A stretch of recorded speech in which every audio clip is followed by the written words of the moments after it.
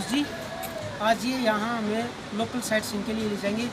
तो संतोष जी, आज कहाँ लेके जाएंगे आप जरा बताएंगे? आज आपका नगर कैसल है, आप नदी है, वाटरफॉल है, राफ्टी पॉइंट है, पैराग्लाइडिंग पॉइंट है, शॉपिंग के लिए है, दर्शन टेम्पल है। आज का आपका पूरा मिल जाएगा। तो संतोष जी हमें बता रहे हैं आज ये हमें कुल्लू नगर कासल गिफ्ट गैलरी और स्नो पॉइंट वगैरह और पैराग्लाइडिंग वगैरह पॉइंट लेके जाएंगे। तो अब चलते हैं वहाँ।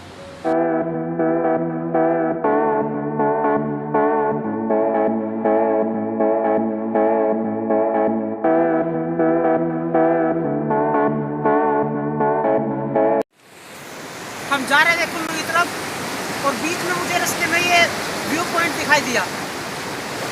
मेरे साथ में सतलुज नदी बह रही है, करंट देखिए, इसका बहाव देखिए, इसका कितना तेज है।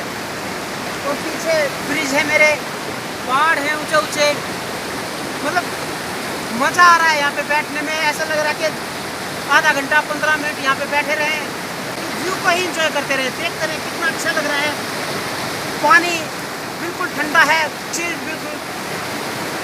ऐसा लग रहा है कि प्रकृति ने सारा सौंदर्य जो है ना, सब कुछ यहीं पे सजा दिया है। ऐसा लग रहा है कि जैसे मानो स्वर्ग की अनुभूति हो रही है। और यहाँ बैठने में बहुत ही आनंद आ रहा है, शांति महसूस हो रही है, बहुत अच्छा लग रहा है। और जैसा मैं आपको बता ही चुका हूँ, पहाड़ हैं, नदियाँ हैं, यहाँ देखने में बहुत अच्छा मज़ा आ रहा है बस। तो आप देखिए, ये व्यू एंजॉय करिए।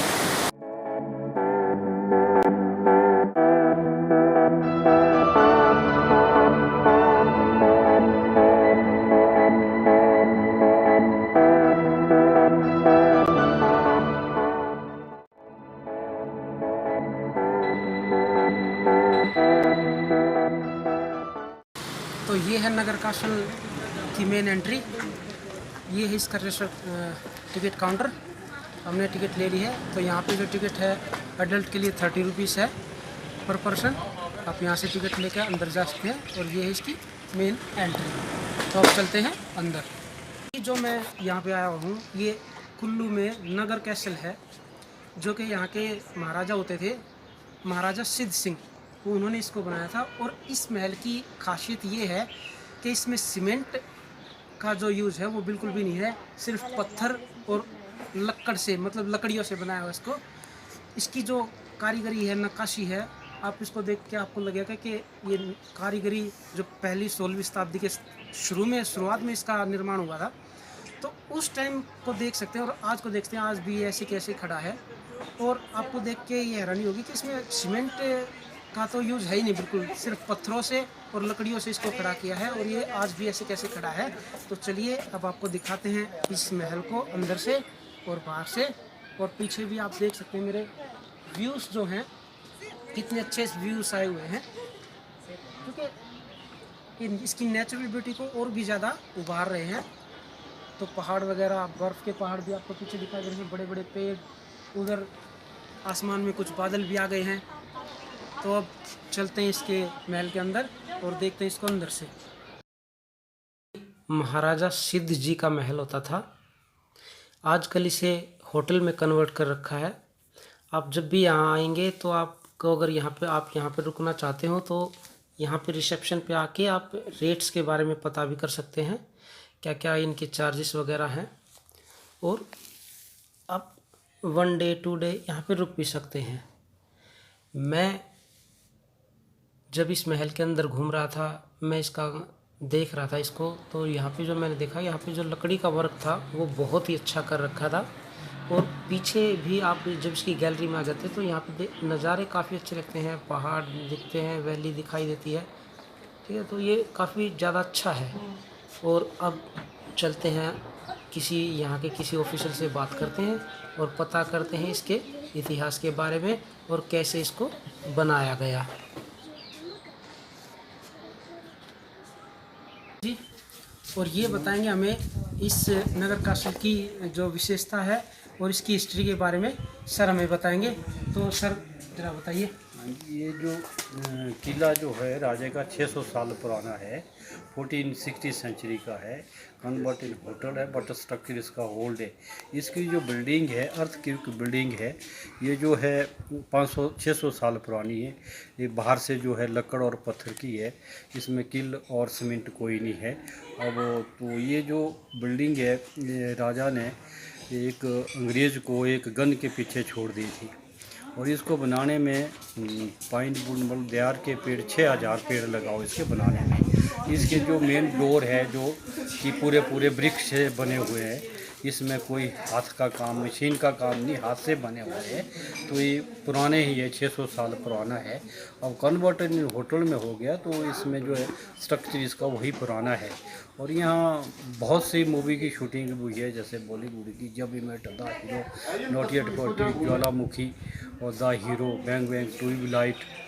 तो ये है यहाँ का मेन है यहाँ का कि ये बहुत ऐतिहासिक पुराना 600 साल पुराना। और इसके धरोहर के अंदर एक मंदिर है, मंदिर के अंदर जो शिला है जो कि 500 साल पहले मधुमक्खियाँ भगवान का रूप धारण करके नेहरू कुंड मनाली के पास से ले आई है, और 18 करोड़ देवी देवते का मूल स्थान है। तो यही है पुराना धरोहर के एक कैसल है। तो नमस्कार सर, आपने इसके नगर कैसल के बारे में हमें जानकारी दी, धन्यवाद आपका। ओके, नमस्कार। नमस्कार। तो दोस्तों, ये है इंटरनेशनल रोरिक मेमोरियल ट्रस्ट नगर कुल्लू आर्ट एग्जीबिशन। अगर आप आर्ट लवर्स हैं तो यहाँ पे आप आ सकते हैं, ये मस्ट वॉच जगह है। और अब चलते हैं इसके अंदर और देखते हैं।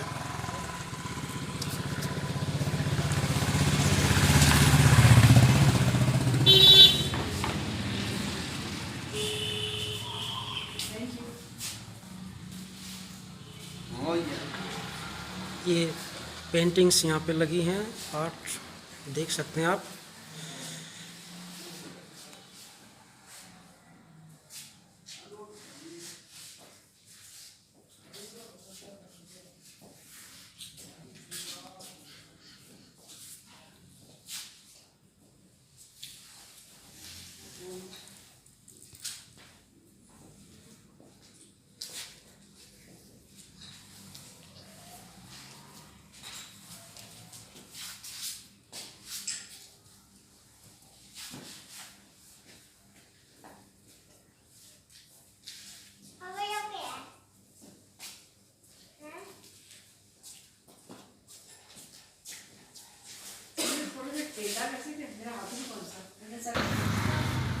तो दोस्तों, हम यहाँ ये कुल्लू नगर कासल में आर्ट एग्जीबिशन लगी हुई है। ये हर्ष जी हैं, ये यहाँ पे पेंटिंग वगैरह करते हैं। और ये जो पेंटिंग्स आर्ट की जो एग्जीबिशन लगी हुई है ये इन्होंने ही ऑर्गेनाइज़ की है, और यही बताएंगे हम इनके बारे में कि कौन कौन सी पेंटिंग है, कहाँ कहाँ से लगी हैं। और अगर आप आर्ट लवर हैं तो ये जगह, ये प्लेस आपके लिए मस्ट वॉच है। मैं आपको हार्डली सजेस्ट करता हूँ कि आप यहाँ पे जरूर आइए। तो हर्ष जी, आप बताइए ज़रा। ये एग्जीबिशन फर्स्ट है, कोविड के बाद पहली बार इकट्ठे होके हम लोग 6 महीने से प्रोजेक्ट पे काम कर रहे हैं, और 6 महीने से आर्ट वर्क्स कलेक्ट कर रहे हैं। 15 देशों के 60 पेंटर्स, उन सब के आर्ट वर्क्स यहाँ पे आए हैं बाय पोस्ट, डाक की तरफ वजह से। वो उसको इसलिए इसको हम कहते हैं first international postal art exhibition and workshop. और ये जो आइडिया है और जो इसका ऑर्गेनाइज़र है वो सीनियर पेंटर हैं हमारे चंडीगढ़ के प्रविंदर लाल जी। पिछले साल से हमने एग्जीबिशन का प्लान किया था, बट आई कुडंट प्लान नहीं कर पाए। तो धीरे धीरे फिर इन्होंने ये हमारे लोगों ने हमारे को, जैसे थाईलैंड, वियतनाम, डेनमार्क और मलेशिया एंड इजिप्ट, बहुत सारे कंट्री हैं ऐसे जिन्होंने हमें धीरे धीरे अपने इमेजेस भेजे। वो जो पोस्टल आर्ट का ओरिजिनल वर्क नहीं पहुंच सका, वो हमने प्रिंट आउट डिजिटल प्रिंट लगाए हैं, वो ताकि लोगों को पता चले कि ये आर्टिस्ट जैसे। तो वो पेंटिंग बहुत बड़ी बड़ी है, 4-4 फुट का 3 फुट की पेंटिंग है, पर उनको हमने बोला कि हम अपने साइज में इमेजेस निकाल देंगे। तो ये ऐसे हमने प्लान किया। तो सर, थोड़ा सा इन पेंटिंग्स के बारे में ये painting this is the part of workshop. ये हमने यहाँ बैठ के बनाई पेंटिंग। ये रशीद पेंटर है। ये यहाँ की IRMT की टीचर है, आर्ट टीचर है। ये मेरी पेंटिंग है और ये की है फर्श। ये नेचर में काम करती हैं। पीछे प्रोजेक्ट का वो पहाड़ नज़र आ रहा है। मेरा भी ऐसे ही आर्किटेक्चर के ऊपर मैं काम कर रहा हूँ। इसमें क्लाउड भी है, मॉडर्न आर्ट। तो हर तरह के आर्टिस्ट होते हैं। कोई किस तरह का काम करते हैं, कोई बहुत काम में अपना एंजॉय करते हैं, कई बहुत सारा काम कर करके वो बहुत सारा कुछ कर देते हैं। तो इस तरह से तो यहाँ पे ऑलमोस्ट 60 कंट्रीज की पेंटिंग्स लगी हुई हैं। 15 कंट्री और 60 आर्टिस्ट, 60 पेंटर्स, सॉरी 15 कंट्रीज की पेंटिंग लगी हुई है और 60 जो यहाँ पे हैं पेंटर्स, उनकी पेंटिंग है ये, उनका काम है, उनकी पेंटिंग्स हैं ये। तो ये सब है। और मैं तो आपको बोल रहा हूँ कि अगर आप आर्ट लवर हैं तो यहाँ पे जरूर आइए। हर्ष जी हैं और प्रविंद्र जी हैं, ये आपको बताएंगे पेंटिंग्स के बारे में भी। आपको यहाँ पे जरूर आना चाहिए। Thank you. मनाली में घूमने के लिए जब आप आते हैं तो आप किसी भी पॉइंट पे, किसी भी जगह आप रुक के देख सकते हैं। वो जहाँ पे भी आप देखेंगे वहाँ पे आपको नज़ारे ही नज़ारे दिखाई देंगे। ऊंचे ऊंचे पहाड़, बड़े बड़े पेड़, कल कल बहती नदी और नदी का बहाव। तो ये सब नज़ारे देखने के बाद मेरे मन में भी इच्छा हुई कि कुछ एडवेंचर एक्टिविटीज़ की जाए। तो अभी चलते हैं रिवर राफ्टिंग करने के लिए और करते हैं कुछ मज़ा। सतलुज नदी में राफ्टिंग करने में काफ़ी मज़ा आ रहा था। हमारे जो राफ्टर थे उन्होंने हमें इंस्ट्रक्शंस दी थी, जिनको फॉलो करके हमारा राफ्टिंग का मज़ा दुगना हो गया।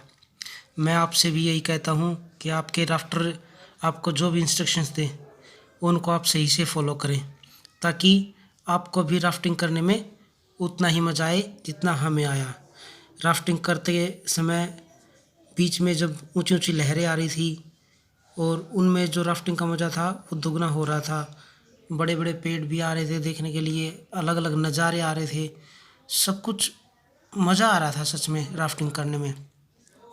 और ये जो वीडियो शूट हो रही है, ये जो हमारे राफ्टर हैं उन्हीं के कैमरे से हो रही है ये, क्योंकि जो हमारे राफ्टर थे उन्होंने हमें बताया था कि आपका कैमरा, मोबाइल फ़ोन्स, वॉलेट वगैरह जो कुछ भी आपका सामान है वो आप बाहर ही रख दें, क्योंकि राफ्टिंग के समय कपड़े पूरे भीग जाते हैं और उससे जो भी आपकी टेक्निकल चीज़ें हैं वो ख़राब हो सकती हैं। तो इसलिए हमने वो सब अपना बाहर रख दिया था। और आप भी ऐसा ही करें ताकि आपको राफ्टिंग करने में कोई दिक्कत ना आए और आपका एंजॉय अच्छे से हो जाए। तब तक मैं आपको यहाँ के नज़ारे दिखा देता हूँ पहाड़ी। और ये जो वहाँ पीछे पहाड़ दिखाई दे रहे हैं ये पूरा बर्फ़ से ढक गए हैं। और ये अभी यहाँ नीचे ही फ्लाई हुई है, अभी ये चल रहा है। हवा थोड़ी सी ज़्यादा तेज़ हो गई है, इस वजह से हमारे लिए तो ये बैड न्यूज़ ही रही। बट ये देख रहे हैं ना आप, ये फ्लाई हो रही है पैराग्लाइडिंग। और नीचे, बिल्कुल नीचे आपको वो रिवर दिखाई दे रही है, वो सतलुज नदी है। और ये ऊपर पहाड़ हैं, पेड़ हैं, और ये जो पीछे के पहाड़ हैं वो बिल्कुल स्नो से ढक चुके हैं। बहुत ही अच्छा नज़ारा हो चुका है। अब देखते हैं, हम भी इंतज़ार कर रहे हैं। जैसे ही हवा का थोड़ा सा कम हो जाएगी तो हमें भी ये फ्लाई के लिए ले जाएंगे। सो लेट्स सी, करते हैं इंतज़ार तब तक। आज हम यहाँ सोलांग वैली घूमने आए थे। सोलांग वैली में बारिश काफ़ी ज़्यादा हो रही है, उसकी वजह से ठंड बढ़ गई है। हमने भी ये रेन कोट्स वगैरह यहाँ से ले लिए थे, तो ये 200-250 रुपये की कॉस्ट पे आपको मिल जाते हैं। और ये आपका जो रेट है ये वेरी भी हो सकता है, वो सीज़न का हिसाब है। 250, 300, 450, 500 वो अप एंड डाउन होता रहता है। तो यहाँ भी अंजनी महादेव मंदिर है, यहाँ पे हम आए, हमने यहाँ पे मंदिर में दर्शन किए थे। बारिश की वजह से मंदिर भी बंद हो चुका है। बाहर से ही अंजनी महादेव के दर्शन हमने किए, मत्था अपना टेक लिया। तो यहाँ जो अभी माहौल है, बारिश की वजह से माहौल तो काफ़ी खुशनुमा हो गया है। अब आप देख सकते हैं मेरे चारों तरफ बर्फ़ भी गिरनी शुरू हो गई है पहाड़ों पे। पेड़ भी आ चुके हैं और मेरे पीछे एक वाटरफॉल भी है। काफ़ी अच्छा वाटरफॉल लग रहा है, ये काफ़ी ऊंचाई से आ रहा है और देखने में अच्छा भी लग रहा है। और बर्फ़ तो आप देख ही रहे हैं, बर्फ़ तो गिरनी स्टार्ट हो चुकी है मेरे कहने लगी। तो फ़िलहाल तो स्टोरी यही है, बारिश की वजह से काफ़ी डिसअपॉइंट होना पड़ रहा है, क्योंकि हम सोच के आए थे कि यहाँ पे अच्छा एंजॉय होगा, मौसम अच्छा रहेगा, बर्फ़ भी मिल जाएगी। अब बर्फ़ तो मिल गई है लेकिन बारिश की वजह से वहाँ जा नहीं पा रहे हैं, तो इसलिए हम यहीं अंजनी महादेव मंदिर में थोड़ी देर रुकेंगे, फिर यहाँ से वापस सोलांग वैली की तरफ जाएंगे और अपना आगे का प्लान देखेंगे क्या करेंगे। और एक चीज़ और, यहाँ पे ATV राइड मिल जाती हैं, ये जो ऑफ रोड बाइकिंग होती है उसका भी आप जो रेट है वो वेरी हो सकता है मौसम के हिसाब से, तो आप यहाँ पे बार्गेनिंग वगैरह थोड़ा सा करके देख सकते हैं, उसमें आपको पता चल जाएगा कि रेट क्या चलते हैं। ये है यहाँ की सोलांग वैली और मेरे पीछे आप देख रहे हैं रोप वे एंड स्की सेंटर। ये रोप वे यहाँ से ऊपर लेके जाएगा यहाँ के टॉप पे, तो 200 मीटर की ये राइड होती है और ये वहाँ से ऊपर आपको लेके जाएंगे। वहाँ पे भी पैराग्लाइडिंग होती है और उसकी जो राइड का टाइम होता है वो 4 से 5 मिनट का होता है। और ये पीछे आप मेरे देख रहे होंगे वहाँ पे, वहाँ से भी पैराग्लाइडिंग होती है। ये एक छोटी राइड है, इसमें 1 से 1.5 मिनट का टाइम होता है और जो उसके चार्जेस होते हैं, ये छोटी राइड के है 1000 रुपीज़ पर पर्सन और ये जो 4 से 5 मिनट की राइड है इसके हैं 2 से लेकर 2500 रुपये तक की जो राइड होती है। माहौल तो आप देख ही रहे हैं, बारिश हो रही है, ठंड भी बढ़ गई है और हम यहाँ घूम रहे हैं बारिश में। ये जो आप ये ग्राउंड देख रहे हैं, ये छोटी जो राइड होती है पैराग्लाइडिंग की, वो वहाँ से टेक ऑफ करवाते हैं और यहाँ पे आपको लैंड करवा देते हैं। ये इस ग्राउंड में ज़्यादा बड़ी राइड है नहीं, ये 1 से 1.5 मिनट की राइड है और इसमें आपका 1000 से 1500 रुपये लग जाते हैं। और ये जो बड़ी राइड है ये रोप वे से ऊपर जाएंगे आप, इसका जो चार्ज है रोप वे का ये 700 रुपये पर पर्सन है अप एंड डाउन का। और वहाँ से भी आप रोप वे ऊपर जाके रोप वे के थ्रू पैराग्लाइडिंग कर सकते हैं। उसका जो मैं आपको बता ही चुका हूँ 4 से 5 मिनट का टाइम है और जो उसका रेट है 2 से लेके 2500 रुपये तक। और अभी चलते हैं वहाँ ऊपर ग्राउंड पे जहाँ से छोटी राइड होती है और वहाँ का देखते हैं आगे चलते हैं। आज का दिन हमारे लिए बहुत ही ज़्यादा थकाने वाला रहा। पूरा दिन बारिश होती रही, बारिश के दौरान ही हम सोलांग वैली घूमने भी गए, बट बारिश की वजह से हम किसी भी चीज़ को एक्सप्लोर नहीं कर पाए। इवन वहाँ की नेचुरल ब्यूटी जो थी, वैली थी, वहाँ पे पैराग्लाइडिंग करने के लिए हम गए थे, वो भी नहीं हो पाया। पूरा दिन थकने के बाद, परेशान होने के बाद लास्ट में हम अपने रूम में आ गए। तो रूम में आने के बाद डिनर हमारा तैयार हो चुका है और आज डिनर में हमने जो लिया है ये इसमें आज है हमें चिकन है, राजमा की सब्जी है, रोटी चावल सैलेड और मीठे के लिए सिवई। तो अभी करते हैं अपने खाने को टेस्ट और देखते हैं इसका टेस्ट कैसा है।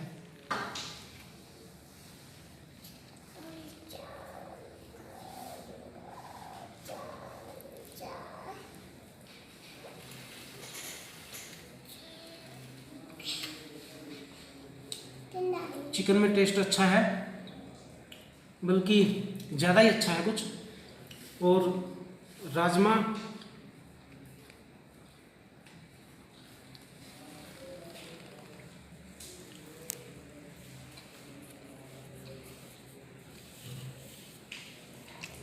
To good.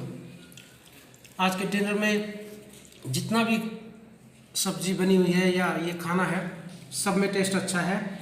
सैलेड भी साथ में है, चावल राइस रोटी और मीठे में सिवई। पहले करते हैं अपना खाना फिनिश और बाद में देखते हैं सिवई का टेस्ट कैसा है। तो दोस्तों, मनाली में ज़्यादा बारिश होने के कारण हम अपने लास्ट डे पे कुछ ज़्यादा तो एक्सप्लोर नहीं कर पाए। फ़िलहाल हम घर आ चुके हैं और ये जो मनाली का टूर था ये JDS ट्रैवल ने स्पॉन्सर किया था। तो अगर आप भी अपना टूर, अपना सफ़र अच्छे से बिना परेशानी के पूरा करना चाहते हैं तो एक बार JD ट्रैवल से ज़रूर बात करें। मैंने डिस्क्रिप्शन बॉक्स में उनका नंबर डाल दिया है। और अब आपसे मिलते हैं किसी नए सफ़र पे, किसी नई जगह, किसी नए डेस्टिनेशन पे। तब तक नेचर को ग्रीन रखिए और क्लीन रखिए।